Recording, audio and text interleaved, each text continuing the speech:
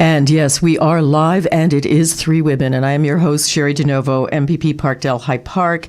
And this is a sort of post-Mother's Day show. We're talking, of course, as we always do, about women and with women. But today we're going to talk about what life is like after politics, because there is one. And we're going to be talking with two remarkable women, women who've had phenomenal careers. We've got Shelley Martel on the line. Hi, Shelley. Welcome to Three Women. Hi, Sherry. Thank you for having me. And Donna Cansfield in the studio. Hi, Donna. Welcome to Three Women. Hi, Shelley. Hi, Sherry. I'm delighted to be here. Both women, cabinet ministers, both women close to the seat of power at Queen's Park in their lives, both with long, illustrious careers, done a little bit of everything. And so let's start, Shelley, with you. Tell the listeners, they should be aware of Shelley Martel, but they probably aren't. So, hey, that's part of being a woman in politics. So tell us about your life in politics. How did you get started? I entered politics when I was 24, after I finished my studies at the University of Toronto. I need to say that I was very fortunate to follow my father, who was a provincial politician before I was for 20 years.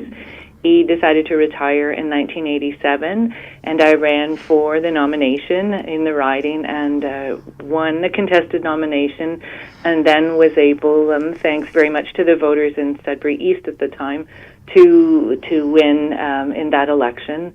I was a member of the opposition from 87 to 90, and then, quite to the surprise of myself and all of us, was part of the government from 1990 to 95, and was privileged to be the Minister of Northern Development and Mines during that time, and for a brief period of time to also be the government House Leader. And then from 95 to 2007, I was again a backbencher. There was an amalgamation of ridings during that piece, so I became the member for Nickel Belt. But I was very fortunate over 5 elections to have the support of voters in both Sudbury East and Nickel Belt, which I greatly appreciated, and was able to be both a backbencher and a part of government, the latter piece, which I never expected. So it was a huge honor and a privilege to serve in that capacity for those years. Donna, tell us about your illustrious career. Well, thank you, Sherry. I came into my career a little later in life. I was in my 40s. I was a school trustee first for 15 years, and then in 2003 ran provincially for the Liberals. And again, like Shelley, I was blessed for 3 terms by a community that supported me. And in that time, I held 3 cabinet positions, Minister of Energy, Transportation and Natural Resources, and a number of parliamentary associates as well. You were whip for a while. And I was whip for a while, which was interesting. So 26 years in all in politics, and I have no regrets. They were absolutely wonderful years. And so, Shelley, what made you decide to retire when you did? I felt, in all honesty, that I wasn't bringing the same level of energy and enthusiasm to the job that I had when I was first elected.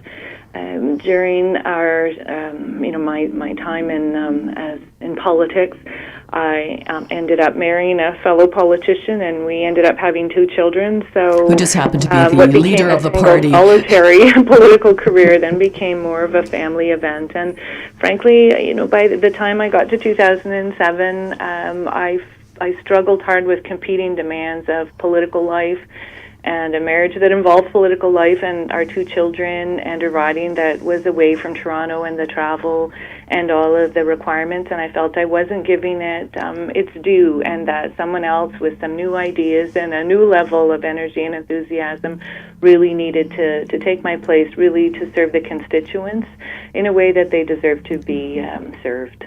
And Donna, what made you decide to retire? Well, I think I'm a little bit like Shelley in a way. I think there's a best before due date for politicians, in all honesty. And I have always thought there should be some consideration around terms and the length of time that people should be able to serve. Part of it is a 24/7 job, as Shelley indicated, but also and the amount of energy that's required. But at the same time, there is a necessity for an infusion of new thinking, new blood, if you like, the capacity to cope with that 24/7 kind of job. And then the other is that there is a time in your own personal life when it is time to step back. And as I always used to say, to be with, in my case, my Bill, and to share that time and never, ever live with a regret. Listeners would be surprised to know, and if you just tuned in, by the way, we're so lucky today. We've got Donna Cansfield and Shelley Martel on the show talking about women in life after politics. Both cabinet ministers, both played a number of roles in their days.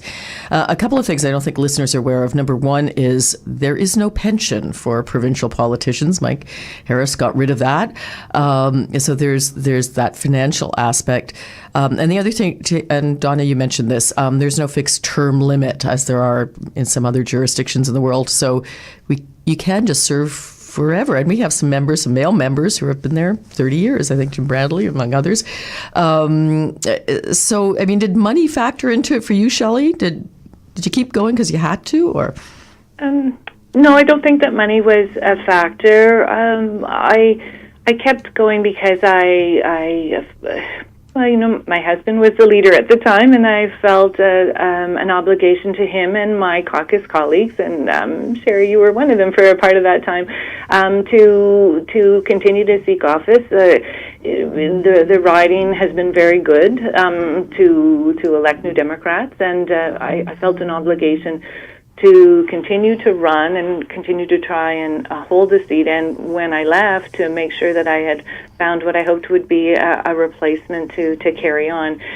So when I left, it wasn't really money. It was just, Donna's right. There's a best before date, and I felt like I had reached it, and I also felt that the person that I who was going to run behind me, I felt very confident that she would win the riding, and she would work very hard to represent constituents as well. So when I went, I was really pleased actually to go, and felt confident about the outcome after that. Just so listeners are aware, too, you can be part of this conversation if you'd like to. You can tweet me if you're the shy sort, at CHERIDINOVO. And if you tweet in, of course, we'll follow you as well. Or you can phone in at 416-946-7000 if you're the gregarious type and you want to be on air for comments, questions, anything. It's rare to have women of the status of Donna and Shelley here, so it's our lucky day. Donna, to get back to you, what do you do now? How do you fill your day? It's amazing. One of the most important things I get to do is I get to get up and have a cup of coffee and read the newspaper, which I thoroughly enjoy. And then I hit my treadmill, and then the day begins. I'm quite involved in my community. I've made a decision that I would give back to that community who supported me so strongly over those many years. And I'm a huge believer in community service, so I've gotten involved with the hospice, and I'm back with my church, and I still sit in the air show and LSF and a number of boards. So, but they're all sort of not-for-profit community-based. Mm-hmm. And Shelley, you're working still. What are you doing? I work for the Registered Nurses Association of Ontario, and I began that in January of 2013. I came in to help with the 4-week contract and ended up staying with a permanent position. So I do the political engagement work between the organization and MPPs. We have 3 signature events in a year, and I help with the organization of that. So it's my role really to have nurses engage politically with their MPPs, their city councillors, to get actively engaged in issues regarding nursing and health policy, and hopefully to even convince some of them to run at a provincial, a municipal, or a federal level. That music in the background, by the way, shows you that Donna is still a politician at heart, because she's still got her cell phone with her. Just so you know, it wasn't celestial music that was just like ringing out. So Shelley, working for the nurses, I mean, what's it like to be kind of on the outside looking in? Well, it's interesting. I think that I was very fortunate to end up with the job that I did, and it was very much by accident, although I really appreciate the accident. As I said, I came just for 4 weeks to help fill in and ended up being able to stay. And my work from politics carried over in the sense that the work that I do now has has me engaging directly with 107 MPP offices on a regular basis to try and encourage those MPPs to participate in our events. And Donna's on the line, so I should say thanks very much to Donna, because in the time that she was still there, she actively engaged, and I very much appreciated that. So my work is carry over in the sense that what I took from Queen's Park and my understanding is very helpful in this job, and it allows me to communicate, I hope, with nurses in a great way to convince them about the need to engage politically and the various ways that they can do that. So I feel like while I don't do direct political work anymore, I certainly am actively engaged in trying to convince nurses to be involved in the political process in many different ways, and to be involved in their workplace as leaders and in their communities as leaders as well. Now, looking in from the outside and having some time to think, Shelley, have you kind of ruminated at all on the differences between being a woman in politics and being a man in politics? What do you think? I think, Sherry, to be honest with you, what I had more of a struggle with personally, and I can only speak for myself, was because I was young when I was elected, I felt that my struggle was more about convincing people that I had good experiences and I could still work on their behalf. It's hard to knock on doors when you're 24 and convince people who have a wealth of lifetime experiences and work experiences that you have some understanding of what needs to be done and that you really want to do that. So I felt during my time in politics that it was more an age factor for me than a gender factor in terms of trying to manage things. I felt the same when I became a cabinet minister. I was a cabinet minister at 27.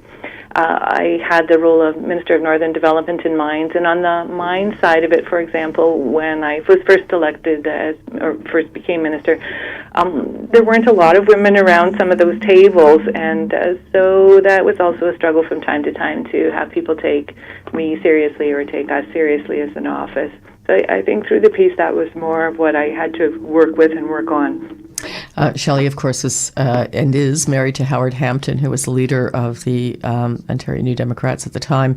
And I remember, Shelley, some photographs of you and Howard jumping onto a plane with babies in tow. What was it like to be a mother of small children? I mean, you went through the whole experience of childbirth and everything while in office. What was that like? I can't imagine it. It was funny, Sherry. A couple years ago, after I left politics, I was in an airport, and there was a young mom, and she had one in a carrier and one by the hand, and the bag over her shoulder, and one was crying, and one did not want to go with her, to walk. And I looked at her, and I felt so sorry for her, and I thought, oh my gosh, that was what I did for so many weeks and so many months. So it struck me then, that this is what it was like when you're in it and you have to do it.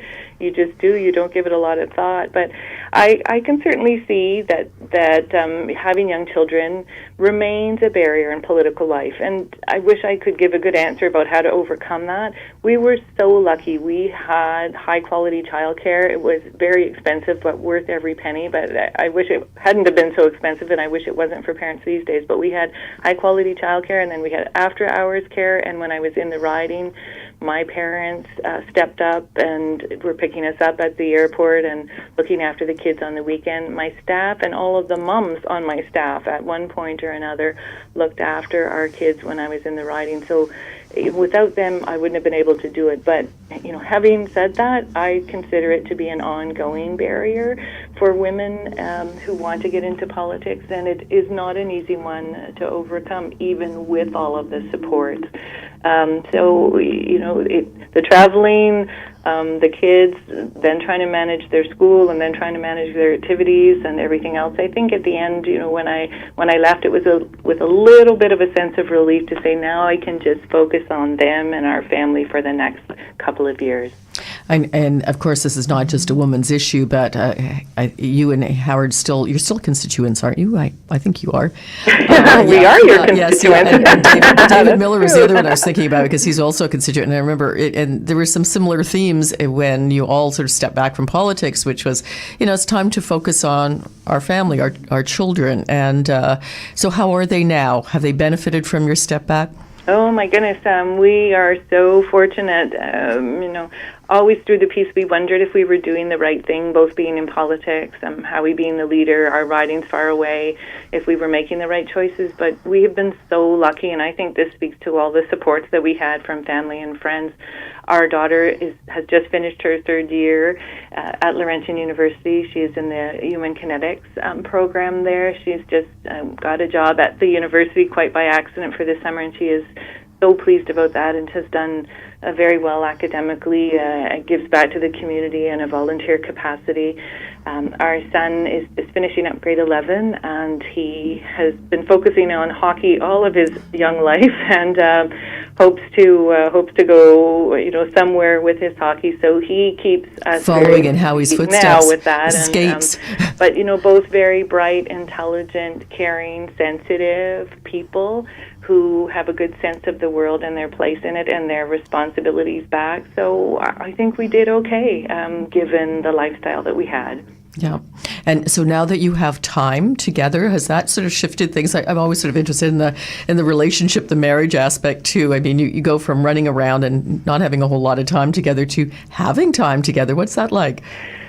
I'm not sure that we had a lot of time together still. Like, Howard continued in politics for another 4 years, so he left in 2011 and then started some pretty busy work, which was at least here in Toronto. The great thing about that is we were able to get to a lot of our son's events then together, which was not always the case.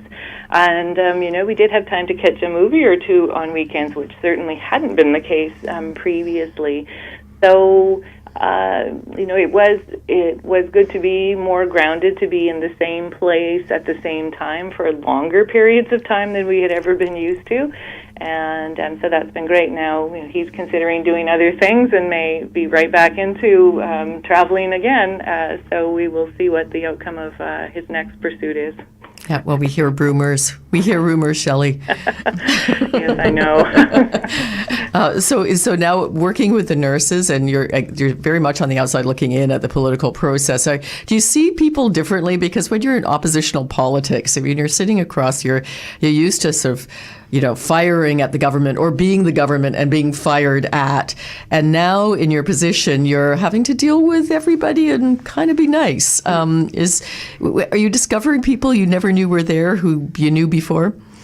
I like to think, or I try to think, that even though Queen's Park was very partisan, and from time to time I was very part of that partisan political situation, that I still tried to maintain a respectful relationship with all of my colleagues, regardless of party. Maybe not all of them will say that, but I hope that was the case, and I hope that was the case for the staff that I dealt with when I was there as well in those offices. So, I don't deal so much with the MPPs right now. I deal with their staff a lot. I see MPPs, of course, when we were at our Queen's Park Day, but it's really the staff. I have a relationship now, and it is different in the sense that while I am, actively trying to get our members to think about political life, there is not the partisan tone to it. We are nonpartisan. We encourage our members to run for political parties and support them in that endeavor. And, it is a bit of a different role, but I hope that I wasn't terribly, terribly partisan when I was there, so it hasn't been so much of a change not to be anymore. You have a formidable father, Eli Martel. I don't think you can be in the NDP without knowing Eli Martel. He's the man for all of those listeners who don't possibly know him or aren't in a political party, who is always at the mic. And I had a dad like that too in the NDP, and remember as a young girl thinking, oh no, he's going to talk again. And having a dad who you couldn't walk 3 blocks with without him meeting 7 people. So we went to get an ice cream. We had to have 7 conversations before we got there. Nothing came easy. Is that a little bit like, I suspect it's a little bit like your experience, Shelley? I think it's fair to say that was certainly a part of it. My grandfather was also a federal politician, but he wasn't there for so long. He was elected in a by-election in the federal riding of Nickel Belt in 1965, but lost his seat in 1968 in a sweep. My father was there for 20 years, and certainly growing up, we are from a small town, so. My parents were known before because both sets of grandparents were from the same place, so they were certainly known, but they were known more for his political contributions. You're right. Even now, he continues to be active in campaigns. He takes great pleasure and great joy in doing that, and I think that's marvelous for him to continue to have a commitment to public service at age 80. I hope I am going strong in the same way that he is at age 80. But politics has always been a part of us, and we come from an area where we have long roots, and I hope positive roots, and so he is known, and when we are out and about, when I am at home, people certainly recognize him. But it is a pleasure. I can tell you that without the work that he had done in that riding, which was not an NDP stronghold, I never would have won, and I never would have been able to continue to win had it not been for the work and the ground that he laid for 20 years before me. Now we're going to take a break shortly and focus on Donna, who's sitting in the studio with me. Again, just if you're tuning in, we are talking to Shelley Martel, who should be known to all.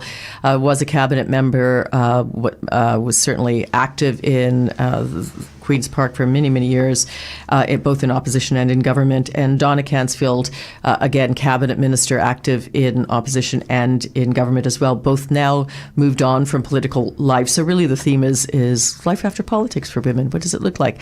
If you want to tweet in, and thank you for your tweets already, send to @CHERIDINOVO. If there's a specific question other than a general comment that you want to make, we're always happy to take it. Or you could phone in at 416-946-7000. So Shelley, when you look back on your years in politics, any regrets, things that you think you would have liked to have done differently or have done that you didn't or wished you hadn't done? And when I left in 2007, when I announced, I was asked that, of course, very intensively by the media, and I can say quite honestly that I had no regrets. I came to politics at a time where I never thought we would have the opportunity to govern, and even though it was a difficult time, I am tremendously was tremendously privileged to be involved in meetings and pieces of legislation and work that I would have never done in any other life. The people that I met along the way, the communities that I was able to visit, the work that I was able to be involved in was tremendous. The most important thing, the thing that I take away with me is we have had, and they continue to have, a very busy constituency office, and I was most proud of the work that we did as a team in our office to help those people who came through the door every day with a problem with workers' compensation or a Northern Health Travel Grant or social assistance or family support or any of the other myriad of provincial issues. I think that we helped a number of people. We couldn't help everybody. That's not possible, but I think I left feeling like it had been a job well done with a group of people who were alongside of me in that. So absolutely no regrets. It was an incredible experience. It was a privilege to serve publicly, and I have absolutely no regrets about those 20 years. Would you personally ever go back? Pardon me? Would you go back ever? No. After having the 20 years, it was enough. At the end of it, as Donna said earlier, you come to a point where the expiry date is clear in front of you, and the good thing I feel was that I could see that and I knew it, and I was able to leave at a time and not lose in an election. I think I would have found that difficult, so I was very glad that I could leave under my own steam and under my own speed, and go without any regrets. But I think that for me, that 20 years was enough. I wouldn't want to go back either at a federal or provincial again or municipal level. I think I did my thing, and I can make a contribution doing something else and something differently. Children, do you see any inklings of a political life in them? No, they're happy to help in election campaigns. And my son did that recently. He was introduced more intensively into campaigning in the last provincial election, which was great. It was an excellent experience for him, and he volunteered to help, so that was great. My daughter, even while she lives with my parents during the school year, is not unduly influenced by my father in terms of political life. She has other interests in healthcare, which are fantastic. So I hope that, and I know that they will always be involved some way politically, but I don't ever see them running for political office. Well, thank you so much for being on Three Women, Shelley. And listen, say hi to Doris from both Donna and I. And I'm sure we'll see you at some point around Queen's Park. Well, thank you so much for having me. Sorry, Donna, you get the next 30 minutes. She does. We're going to focus in on Donna. Donna. Thanks very much again for participating so well in the many events when I called your office to do so. I really appreciated it. And good luck with everything. Thank you, Shelley, and the best to you as well. Yeah, absolutely, Shelley. Take care. Thank you, Sherry, for having me. Absolutely. We're going to go for a little musical break now. We're going to hear Biff singing Tango Shoes, and then we're going to come back with Donna Cansfield.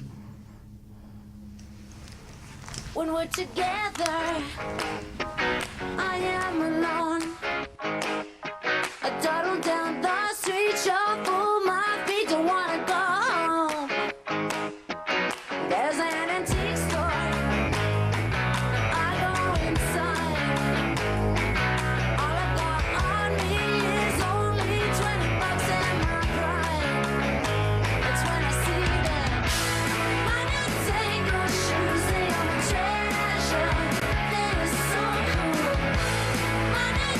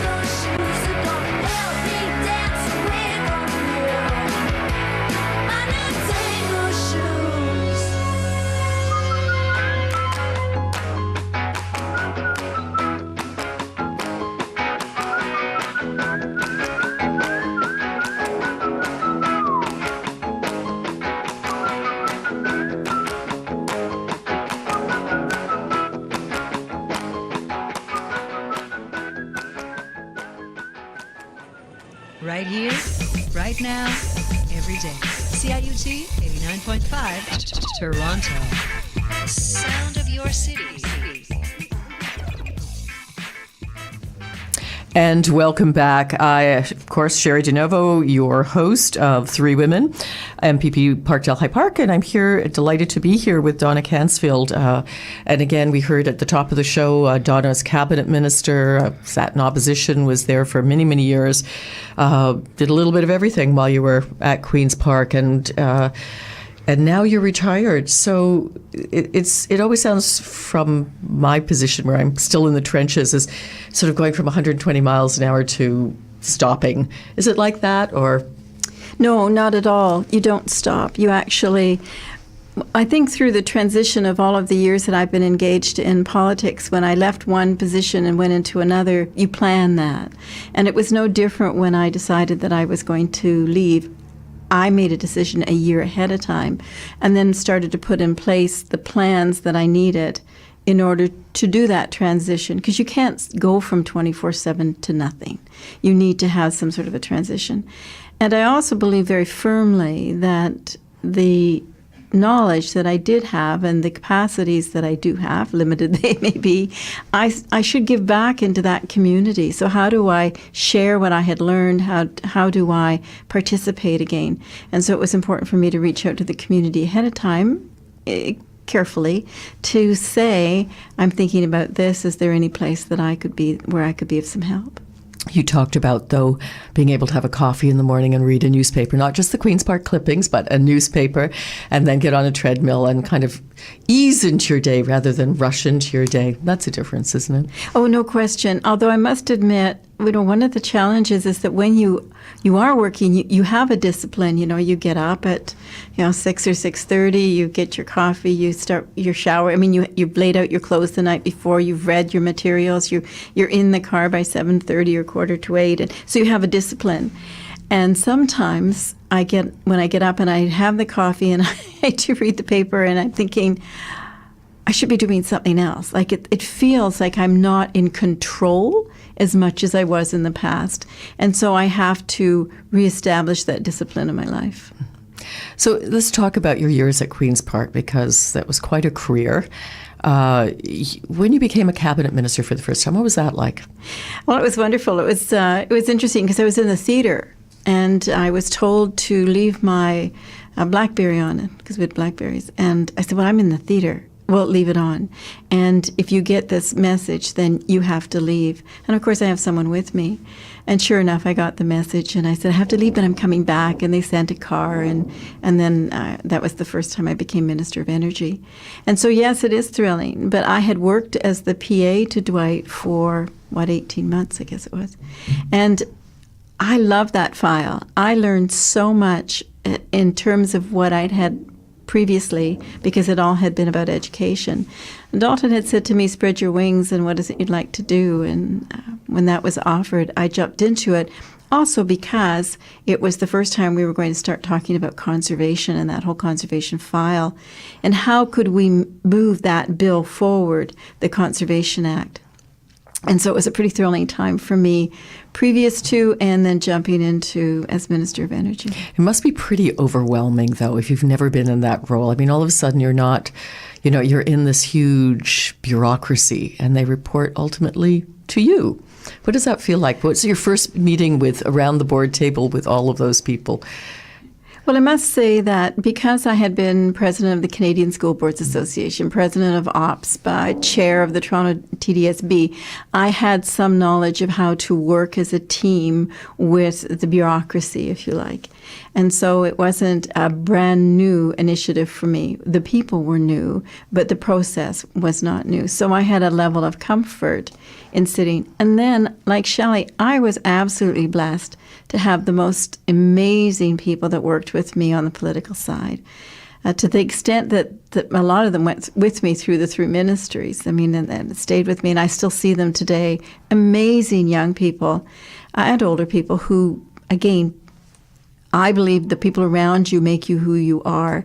blessed at the constituency office with amazing women and then these incredible people that worked with me. So it wasn't as overwhelming. The learning curve is more the issue around trying to understand the file, doing your homework, excessive amount of reading, and who do you ask in terms of advice, because energy is a very complex file, but you want to be able to sound reasonably articulate and knowledgeable so you can answer questions.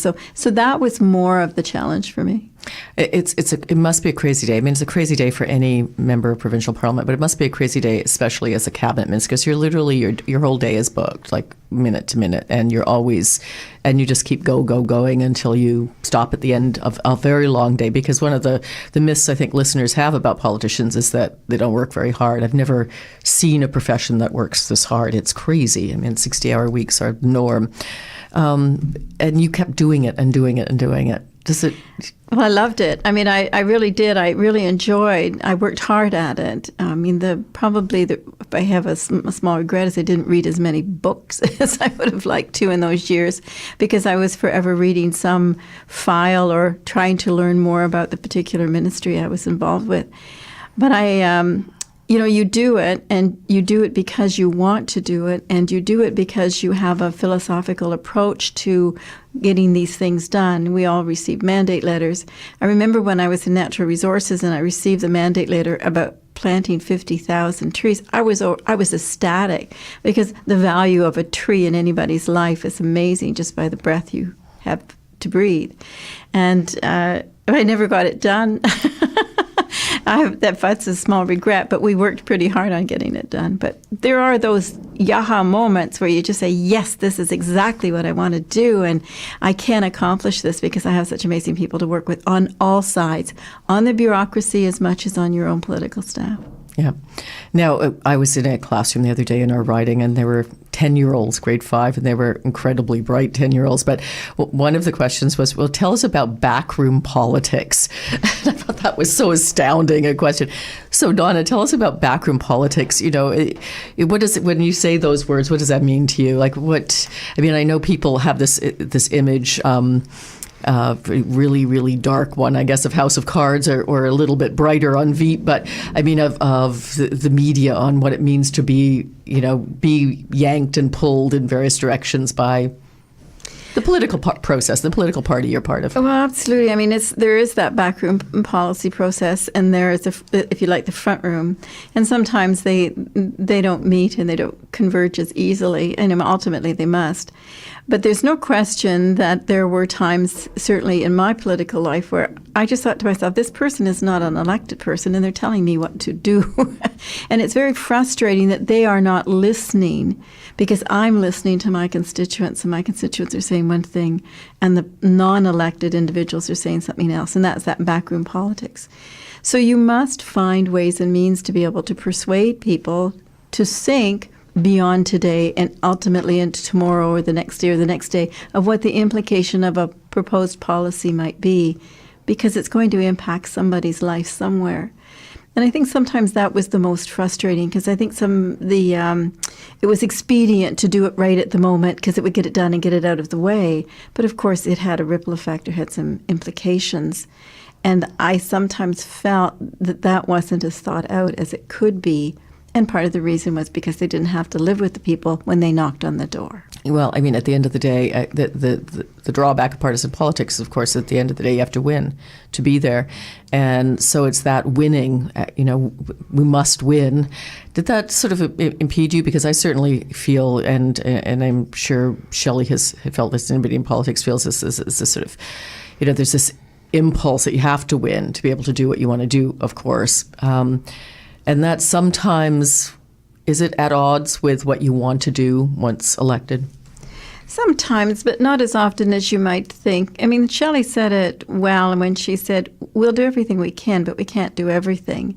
I think it's more a disservice when someone knocks on the door and promises something they can't possibly deliver. I think that's an injustice, actually, to the people that might ultimately elect them. So for me, when I knocked on the door, when I spoke to people, and my integrity was really important. I'm not going to lie to someone to get their vote. And in fact, people would say to me, if you don't do this, I'm not going to vote for you. And I'd say, that's fine. Most important thing is go and vote, but please don't vote for me if you don't believe in who and what I represent, and my personal integrity is really important. I can't do that for you, and that's just not going to happen. I can represent you in other ways, but so to each his own when they knock on the door and how they present themselves. I can honestly say, and I used to say to my kids, when you put your head on the pillow at night, I hope you've got a clear conscience, because you have to get up tomorrow morning and do the same job again. And you must want to get up and do that job. And in politics, it's particularly important that you keep your integrity and that you are honest with people and not say things that you can't possibly do. Mm-hmm. I always hark back to this moment because it was one of the moments of bravery because of partisan politics and because you were whip. But you know that the party discipline is really important at Queen's Park and, of course, on the Hill.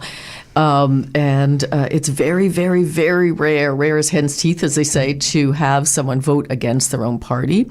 It's hard enough just to abstain or to not be part of that process. And you as whip voted for a private member's bill that the rest of your party did not vote for. That's a very unusual moment.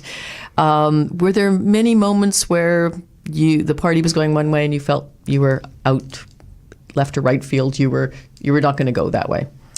There were probably, I guess, over the many years, but essentially, Sherry, I would be able to say, can I live with this?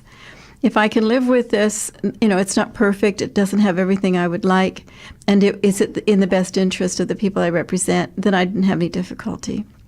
In that particular case, as you remember, it involved children. And for me, because of my education, my background, 15 years involved with young people and children, it was pivotal for me that the government had to take a really good look at what was happening in our children's aid societies. And I guess I can go back and say, I told you so. Because guess what they're doing, finally, is looking at the children's aid societies. And certainly our child's advocate, has been saying this for some years. This is a really important file with some of our most vulnerable children. And it has some pretty sad statistics attached to it that must be addressed. Burying it isn't going to deal with young people who are losing their lives. You need to stand up and accept the challenge of what the problem is and then go out and solve it. I felt my government was tiptoeing around that issue. And for me personally, it was an integrity issue, stand up for children. Yep, very brave one too. When you look back at those years that you spent, do you have any decisions, any actions that you think you would have done differently now? Oh, probably, I tried to be someone who didn't stay in the office but got out into the community. And so I was blessed to be able, especially as natural resources, to travel this province and be in places most people don't even know exist. Met the most amazing folks from one end of the province to the other. I would do more of that, and I would encourage my colleagues to do more of that. It's only by going, listening, and experiencing can you truly understand what the issues are, because they are different for different folks in different parts of the province. And I hear too often there's the urban-rural divide.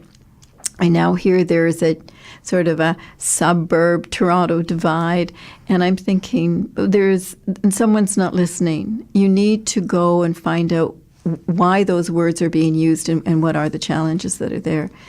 So I guess if I had a regret that I didn't get out as much, although I will tell you I did get out a lot and I enjoyed it. Just before you left, I remember just on that theme, and we're still getting emails about it, of course, because it's the time of year, but the bear hunt. You were very outspoken about that. Talk about that issue, just as a typical issue. Well, it's interesting. So the government decided to reinstate, and I was opposed because I'd been Minister of Natural Resources and had accepted the research, and I mean the research, that was very definitive around the issue of mothers and their cubs in the spring. And I've always been very skeptical about the bear hunt where you have somebody in a blind who throws down a piece of meat, and when the bear comes, you shoot the bear. That's not exactly hunting for me. The other was that to what end and to what purpose? Were you hunting for the pelt or were you hunting for food? And I guess there are people who like bear meat, but typically they tend to go for the deer or the moose as opposed. When they looked at the research, it was for me too skeptical. It didn't, again, have definitive enough answers as it had in the past. That hadn't changed. And so I was opposed to it and vocally opposed to it and would remain opposed to it. And some of your caucus members were not. Yes. Again, that seems like a northern city. I mean, some might see that as a northern city divide. Well, and you could understand. I mean, I could understand someone would say, well, we had all these bear sightings, but and that's true, but it could be the same bear and 10 people have seen it. So that doesn't mean there are 10 bears, it's just one bear. And they didn't have any definitive, again, information that said it was 1 or 10. So there was a lot of nebulous kind of data that for me wasn't sufficient enough. The other was, and again, and it's been proven now through the research in the United States, that the whole thing around if you're going to put a garbage dump in the middle of a city or close to a city, you're going to have to fence it for a whole host of reasons. But it does encourage the bears to come. And we do go into bear habitat. And if you eat their berries and they're hungry, they're going to go somewhere and they're going to look for the dog food you leave out or the whatever. So there are ways and means to be able to mitigate those issues. And I felt that with the Bearwise program we had, it was sufficient and it was doing a great job. And I still would be opposed to that. So looking at Queen's Park now from the outside in, and by the way, if you're just tuning in, you're listening to Three Women. I'm your host, Sherry DeNovo. We have Donna Cansfield, former cabinet minister, woman about town and politics for many, many years and now retired. We're talking about life after politics for women. And we welcome your calls, 416-946-7000, or tweet me at CHERIDINOVO. And I thank you for your tweets if you would like to engage in this conversation. Donna, you're looking from the outside in at Queen's Park now. What are you seeing? What do you think government's doing right, government's doing wrong? What's your take on what's going on? Well, certainly there are a lot of things on the government's plate. And so for me, as you know, I've always been sort of on the right side of the fiscal, and a debt of over $300 billion is very concerning for me and always has been. And then how to manage the debt to reduce it in the next couple of years. And I know people say, oh, who cares? You know, nobody talks to me about the debt. The bottom line is if those interest rates go up, or if our ability to borrow changes, then the programs are canceled, and that's then impacts lives significantly. The other is we pay $800 million, $1 billion in interest every year on that debt. That's a fair amount of money as well that could be placed into other projects. So managing that whole process, and then providing good government through that process is probably the most important thing I see the government needing to do or doing, and they're trying to do the best at. There are a number of bills that are on, or suggestions. Certainly I read with interest issues in the budget. I have been a strong advocate for palliative end-of-life care, dying with dignity, and do not see as much as I would have liked in that, and yet the numbers are just astronomical. I call it a tsunami. We have significant issues in our long-term care around lack of palliative care, and we have issues around people who are not supposed to be in long-term care, i.e. mental health folks in our long-term care that need to be addressed. I was concerned when I read about the PSWs and that whole schmozzle around who gets the wage and who doesn't. Hopefully the minister will do something about that sooner rather than later, because I always encourage people to stay home as opposed to looking to a hospital or long-term care. So those are the things that I see that are out there. And then, of course, you've got the whole Hydro One issue. And what do you think about that? Well, you know, that's a really interesting challenge. Again, it's not today for me. Talk to me about tomorrow and the next day.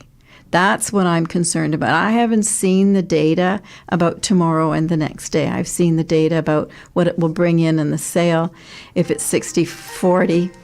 Well, it's I think after the debt is paid off to hydro debt, which has to come first. I think they clear $4 billion. I think the argument has been that, this is an asset that makes about $710 million a year, give or take. So, just when you do the math, and that $4 billion will be gone very quickly, and we will lose that. Lose that income forever. I mean, that's the problem. Looking from the outside in, or long term on that. That's one part of it. The other part, of course, is that the Pickering plant is nearing its end of life. And so where will the money come for that? I mean, there's some very significant issues around the whole file. And I guess I'm hoping caucus has had a comprehensive approach to this so that they can look to what's today and tomorrow and really down the road. I have still folks in my riding, and I see them like Shelley does on the street, and they talk about their hydro rates and the concern that they have trying to stay in their homes and deal with their hydro rates. Is there some level of comfort that they'll remain the same or increased a little? But I don't have that level of comfort. I'm not sure that privatization is the route to go. I know that that's something Mr. Harris started with a discussion, and I understand Bay Street's perspective because that's their job. I think government's job is to give this a really good, thorough second thought and to decide carefully what that decision would be. Really, really carefully thinking out 5 years, 10 years. Now, the Conservative election for leader has happened. Patrick Brown has won. Christine Elliott did not. When you look at the outside in on that, what do you see? Well, that's interesting, for me. I guess so much for pollsters and whatever. I mean, Christine Elliott's a very fine lady and has given a great deal over the years as a member from Whitby. There are far too few women in the House. You and I would both agree on that. And I think if there's a challenge, when you talk about women in politics, that's the main challenge. Why aren't people putting their name forward? And a lot of it has to do with trying to work and be in, with your children and raise a family and do all the other things and the laundry on top of that. And the leadership races are the worst. I mean, because they're in-house, they're civil wars essentially, and that's a problem. So she's lived through two of them now. Yes, and I think that Mr. Brown doesn't have a seat in the House. What does that mean? Remember, Mr. Tory didn't have a seat in the House, and it was really a challenge for him as well. I mean, he really. It was interesting when you saw him in the House occasionally, but it's the proof will be in the pudding in the long run. It's we'll wait and we will see. I know a number of my colleagues are delighted because they believe Mr. Brown to be fairly to the extreme right, and whereas we're a little bit more balanced and in the center. Yeah, and you said you've got the youth and arrogance and maleness over experience and a little bit more what's the word, humility and womanness on the other side. Well, there certainly was a fair amount of bravado, and understandably so. But you're right. I mean, he's young and he lacks some experience. Shelley spoke about that as well, how important that experience is, what life experiences you bring to the table. And I guess I don't know him, so I don't know how well he listens. And certainly he's got an interesting caucus that supported Christine. So he's now got himself in a bit of a juxtaposition on how to mend his fences inside, much less how he's going to convince the people of Ontario that he's the next premier. And we both know that caucus meetings can be raucous meetings, and this will be to be a fly on the wall of the Conservative caucus when he walks in will be very, very interesting. Perhaps they'll need security guards. We'll just leave it at that. You once said to me years back about what you didn't miss and didn't like about politics was sort of the dirty play, the back. Well, we've talked about the back room, but that goes into electioneering, and I think really everybody can be tarnished with that brush. I mean, this is not a partisan issue. All parties have engaged in less than wonderful activities during election campaigns. Now how do you see that? I mean, well, I suspect some of it, you'll see a lot more of it come the federal election, which will be unfortunate. I'd like to think that Canadians, they're well educated and they're good people and they're kind, and certainly the ones I speak to do not like the mudslinging. I've always said if you sling mud, usually some of it sticks to you anyways. But the other is that it's just not the approach people want. Instead, they want to talk about the issues. They don't want to talk about the way somebody dresses or didn't dress, or, about something that happened 20 years ago. They want to talk about what's important to them today. And typically, if you look, again, I read the paper, we just lost 16,000 more jobs in this country. We have some serious issues of our position in overseas in the Far East, in Iraq. And even though we're looking at some federal trade issues, what does that really mean to our own economy? And of course, then we have our neighbors, and we have a dollar that's bouncing around a bit. I mean, there's some really significant challenges. Refugees, we've changed our whole position on how we encourage refugees to come in. Repatriation, there's a whole list of things. So I'm hoping they are the discussion points. I remember when I was sitting in the House, one of the things I always tried to do was walk across and have a conversation with the people who were my opposition. One was to get to know these folks and to have an understanding of where they came from. The other was to show them that I respected them for who and what they represented, regardless of whether or not I believed in their political affiliation at the time. Because they were elected by their constituents to do exactly the same job that my constituents elected me to do. And if I had a magic wand, I would wish for more of that to take place in the House. From what I understand, historically it used to. But in the years from, I think, Mr. Harris on, it sort of dwindled, and not as much occurred. And then sometimes when you did go across, people question why you were doing that. And I would say to say hello. It's no big deal. I've talked to you. I've talked to someone. I'd like to go over and talk to Sherry for a while. We have things to talk about that are not partisan. We had so many issues that we agreed with, especially girls' government. And it was really fascinating to hear some folks say, well, you just can't do that. Like, you shouldn't do that. I'm thinking, well, you're nuts. Of course you should do that. Well, there's an old, I think it was Chamberlain, who was Prime Minister at one point, said when somebody from his own party said, why are you talking to the enemy when he was speaking to the opposition? He said, no. He said, they're not the enemy. They're the opposition. The enemy sits behind you. Did you ever feel that as a cabinet minister? Well, that was interesting because I remember someone telling me very early on that my challenges would not be from without, but from within. And that was somebody who was in my own party. So I guess there's some truth to that.